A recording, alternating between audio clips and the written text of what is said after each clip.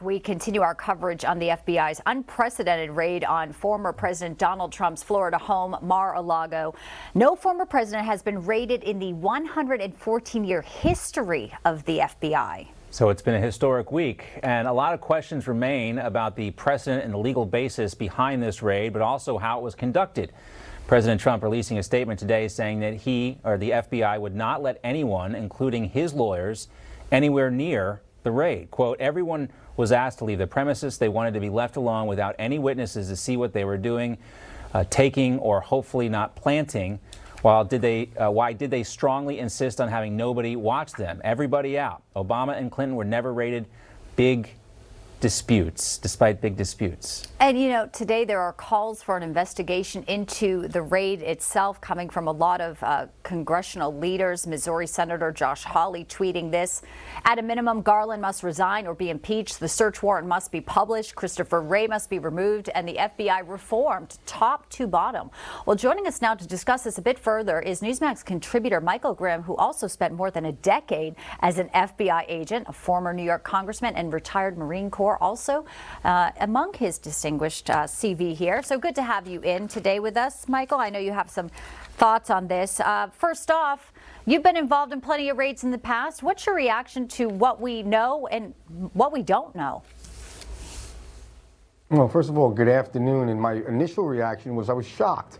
I was actually thinking this can't really be true, because although I know that the FBI over the last 20 years has become very political, I didn't think they would cross this line. And I got to tell you, I'm embarrassed for the FBI. And the agents that actually executed this warrant should have went to their supervisory special agent with their gun and their badge and said, we can't do this. It's just that simple. I would rather have resigned than be part of this ridiculous raid on a former president of the United States, whether it was any president. I don't care if it was President Obama. I would not have served this or executed this search warrant. It is really a black eye on our entire justice system, and I don't think it's one. This is a stain that is indelible. It's never going to be removed, and I don't think anyone is left in this country with any faith in the integrity of either the FBI or the DOJ, for that matter. Michael, one thing I think a lot of people are confused by is why no one representing President Trump or Mar-a-Lago was allowed to watch the FBI conduct this raid. Is this unusual? I mean, you know, President Trump, kind of accuses the FBI of maybe planting something inside the house. But what's the FBI's defense from an accusation like that if nobody else is there, a third party's not there to witness it?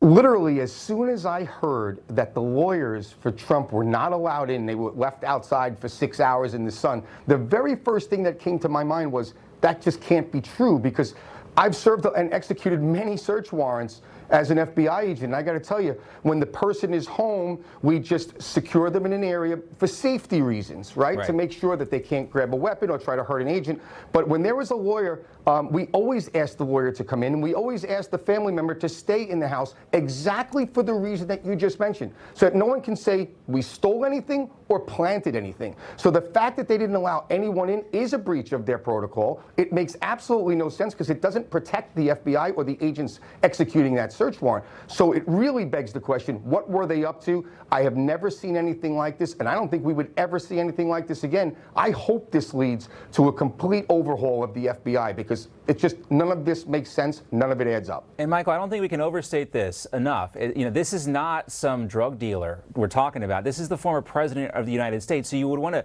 think that they would take extra precautions to prevent this exact scenario we're talking about.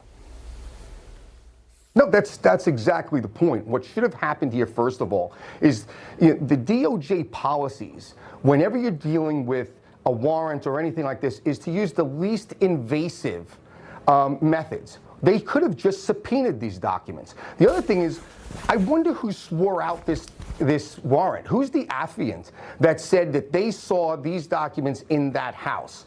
That'll be interesting to find out when that becomes public. But there had to be what's called specificity. or particularity. They had to specifically say they saw this in that house, where they saw them, where they were located, and so on and so forth for a legitimate judge to swear out, to allow this warrant to be executed. So there's a lot of open questions here. None of it makes sense from all the search warrants I've ever executed.